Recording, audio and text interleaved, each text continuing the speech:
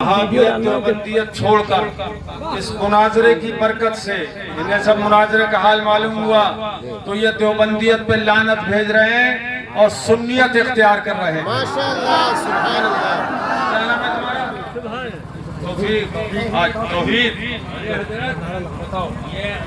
ये जो साइड मुनाजिर आया था उनका भाई है भांजा भांजा जो शायद जो मुनाजरा करने आया था उसका ये भांजा है। तो कहो मैं जी मैं मौलाना साहब मेरे अंदर एक जो सवाल हैं जो आज तक मैं उनके उलमा से सुनता आया हूँ, जैसा कि उन्होंने मुझे बताया है आज तक के लिए। जैसे उन्होंने मुझसे आपका मुनाजरा हमने बाकायदा यूट्यूब पे काफ़ी बार सुना है और बहुत सारे मुनाजरा देखे हैं मैंने पाकिस्तान और हिंदुस्तान के सभी मुनाजरों में देखे हैं। अभी तक मुझे ये लगा कि हमारे देवबंदी ख्याल के मौलाना ने ये बताया कि जैसे हाजिर नाजिर की बात अभी गई कि हमारे नबी पाक सल्लल्लाहु अलैहि वसल्लम हाजिर नाजिर नहीं थे, तो हमने उनसे पूछा कि क्या क्यों नहीं थे उन्होंने, तो ये बात का सवाल किया उन्होंने मुझे जवाब दिया कि अगर वो हाजिर नाजिर होते तो वही का आने से इनकार है इससे तो कि वही क्यों आती थी उनके पास में। और दूसरी चीज़ मुझे फिर ये बताई गई, दूसरा बात और बताया गया कि जो एक बहुत फेमस वाक़या हुआ है कि हज़रत अम्मा आयशा रज़ी अल्लाह तआला अन्हा का हाथ रह गया था, उसके बाद उन्होंने जो है ढूंढने के लिए फिर 40 दिन तक आपने जो है बात नहीं की थी, फिर वही नाजिल हुई और उसके बाद में उससे बात की गई। और भी एक दो जो मुझे सवाल बताए गए थे जिससे जैसे मेरे मन में था कि हाँ ये बात तो सही है वाकई में कि ऐसा हुआ है, तो जाहिर सी बात है कि वही का इनकार है और जो वही का इनकार हो जाएगा तो वो काफिर हो जाएगा, जाहिर सी बात है ईमान से निकल जाएगा।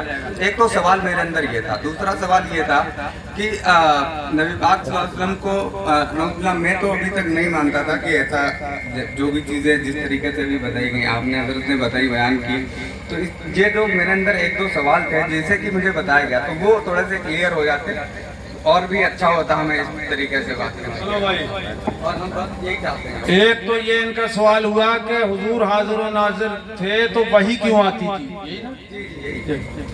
देखिए हाजिर और नाजिर होने से वही के आने न आने का कोई ताल्लुक नहीं है, ये धोखा दिया वहाबियों ने कि फिर वही क्यों आती थी।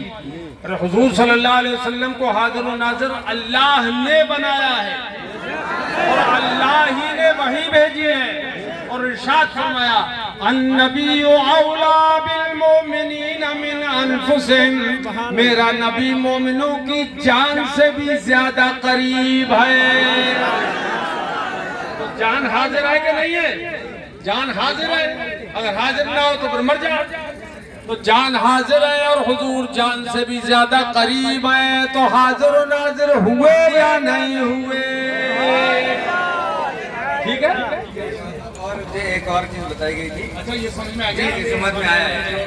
दूसरी चीज़ ये बताई गई थी कि अभी हज़रत आयशा वाला चलो सोच लो, हजरत आयशा का हार, ये दूसरा सवाल ये था इनका कि हजरत आयशा का हार गुमा और उनपे मुनाफिकीन ने इल्जाम लगाया, झूठा बोहतान बांधा, तो आखिर हुजूर ने काफी रोज तक ये उसका ऐलान क्यों नहीं किया कि हजरत आयशा पाक हैं, और हुजूर ने बता क्यों नहीं दिया कि हार फला जगह है।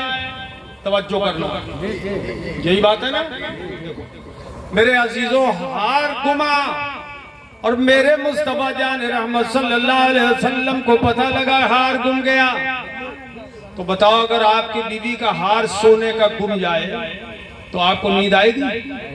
अरे किसको आएगी नींद?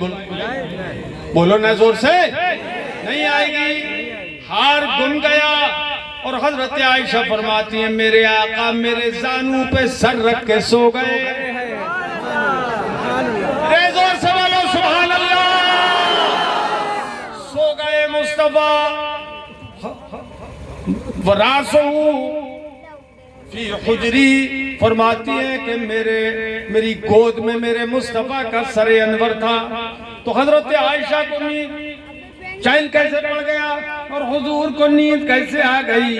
اس میں کوئی نہ کوئی راز تھا، وہ راز وہابی نہیں بتاتے، ان کو پتا تھا لیکن سو رہے تھے۔ کیوں؟ کس لیے؟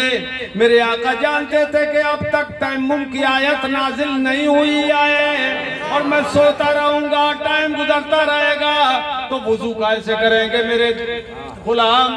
تو آیت تیمم نازل ہونے والی ہے، اس لیے حضور انتظار میں سو گئے۔